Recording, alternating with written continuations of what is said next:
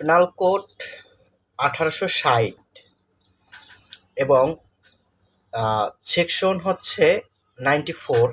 এখানে বলা আছে যে act which a person is complete by threat, অর্থাৎ কোনো কাজের জন্য যদি আপনাকে কেউ ভয় ভীতি দেখায়, অর্থাৎ ভয় প্রদর্শন করে